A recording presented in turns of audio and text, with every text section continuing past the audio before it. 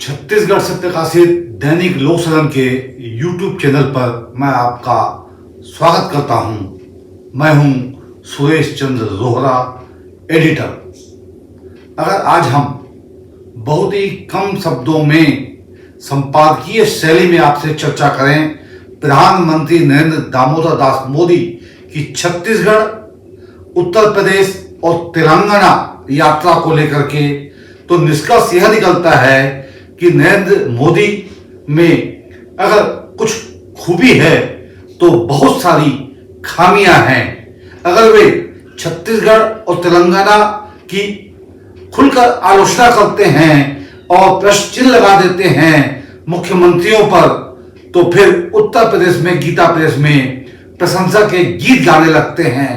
जी हाँ, इस सब पर हम विस्तृत रूप से आपसे बात करेंगे, लेकिन उससे पहले विनम्र निवेदन, हमारे बुलेटिन को देखने के बाद अवश्य रूप से कमेंट बॉक्स में अपना वक्तव्य दर्ज करें और साथ ही हमारे चैनल को सब्सक्राइब करने की कृपा करें। दोस्तों, एक बार फिर आपका स्वागत है। हम बात कर रहे हैं प्रधानमंत्री नरेंद्र दामोदर दास मोदी की छत्तीसगढ़, तेलंगाना और उत्तर प्रदेश के गोरखपुर की यात्रा को लेकर के एक संक्षिप्त विश्लेषण।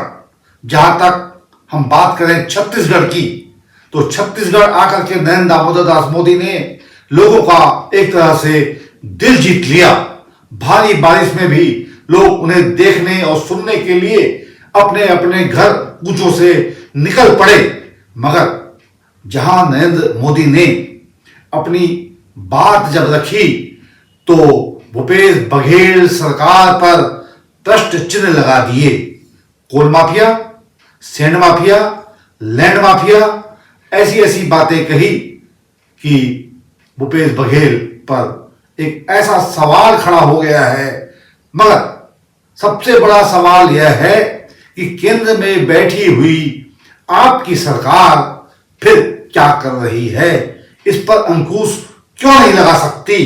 क्या मजबूरी है आपकी? और इससे बड़ा सवाल यह है मोदी साहब कि अगर आप प्रधानमंत्री हैं तो क्या सिर्फ आप उस राज्य की व्यवस्था पर, राजनीतिक कार्यप्रणाली पर सिर्फ आलोचना ही करेंगे जहां भारतीय जनता पार्टी की सरकार नहीं है, कांग्रेस या फिर कोई अन्य मुख्यमंत्री है? यह दृश्य हमने छत्तीसगढ़ में भी देखा और तेलंगाना में भी देखा। इसी तरह मुख्यमंत्रियों के वो मुख्यमंत्री जो विपक्ष के हैं, जब जब नरेंद्र मोदी जी वहां पहुंचते हैं तो फिर वे उन्हें छोड़ते नहीं हैं, अपने दोनों हाथों से पूरा उनका रस जूस निकाल देते हैं। लेकिन हम कहना यह चाहते हैं कि आप इस देश के अगर यशस्वी प्रधानमंत्री हैं तो आपके लिए तो सब बराबर होने चाहिए।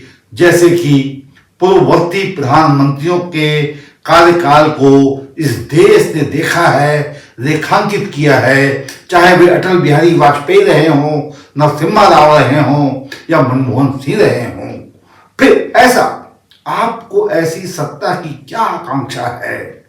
क्यों आप चाहते हैं कि सारे के सारे राज्य जो आज अन्य दिगर पार्टियों के हथेली पर हैं, वो सब भारतीय जनता पार्टी के शिकंजे में आ जाएं, या भारतीय जनता पार्टी वहां अपनी हुकूमत संभाल ले, सत्ता संभाल ले?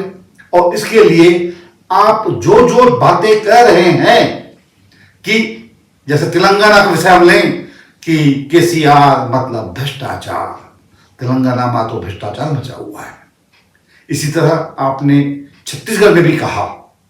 सवाल आपसे यही है मोदी साहब कि अगर इन राज्यों में भ्रष्टाचार है तो सिर्फ आपको दिखाई दे रहा है, आपकी ईडी और सीबीआई को दिखाई दे रहा है, फिर इस पर अंकुश लगाने का दायित्व किसका है? चूंकि केंद्र सरकार आपकी है, आपको तो तत्काल इन राज्यों पर या तो राष्ट्रपति शासन लगा देना चाहिए या फिर कुछ ऐसी व्यवस्था करनी चाहिए कि यह भ्रष्टाचार समूल रूप से नष्ट हो जाए। और यही नहीं, जहां आपके राज्य हैं जैसे कि मध्य प्रदेश, क्या वहां भ्रष्टाचार एकदम समाप्त हो गया है? क्या उत्तर प्रदेश में योगी आदित्यनाथ के शासनकाल में कहीं भी कोई भ्रष्टाचार नहीं होता?